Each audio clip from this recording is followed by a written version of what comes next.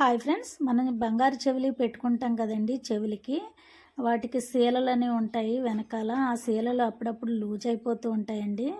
ఆ లూజ్ అయిపోయిన సీలలు మనం పదే పదే చూసుకోవాలంటే కొంచెం కష్టమైన పనే కదండి. ఇప్పుడు జారిపోతుందని భయంగా కూడా ఉంటుంది. పెద్దవాళ్ళం అయితే సరే చూసుకుంటాము. అప్పుడప్పుడు ఫంక్షన్‌లో, పెళ్ళిళ్ళలో చిన్నపిల్లలకు కూడా పెడుతూ ఉంటాం కదండీ. వాళ్ళు చూసుకోవడం చాలా కష్టం. ఇప్పుడు బంగారం అసలే కొండెక్కి కూర్చుంది కదండీ. ఇలాంటప్పుడు అలాంటి కమ్మలు గానీ, బంగారం చెవులు గానీ, పిల్లలు గానీ, మనం గానీ పడేస్తే చాలా బాధ కదండీ. మరి అరిగిపోయిన సీలలు కానీ, లూజ్ అయిపోయిన సీలలు గానీ పడిపోతాయన్న భయం లేకుండా మనం ఉండాలంటే, నేను ఒక యూజ్‌ఫుల్ చిట్కా అయితే చెప్తానండి.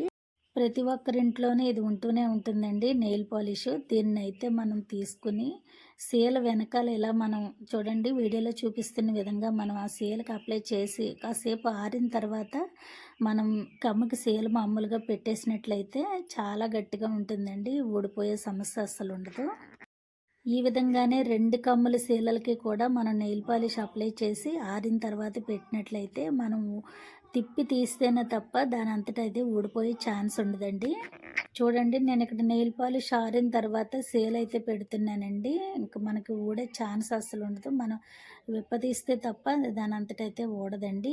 ఈ విధంగా లూజుగా ఉన్న కమ్మలి సీలలు మనం టైట్ చేసుకున్నట్లయితే పదే పదే మనం చేయి పెట్టి చూసుకోనవసరం లేదండి.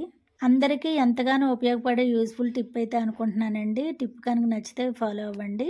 ఇలాంటి యూజ్‌ఫుల్ టిప్స్ ఇంకా మీకు కావాలి, తెలుసుకోవాలి అనుకుంటే నా ఛానల్ అయితే సబ్స్క్రైబ్ చేయండి. అలాగే సపోర్ట్ చేస్తారని అయితే అనుకుంటున్నానండి. లైక్ కూడా చేయండి.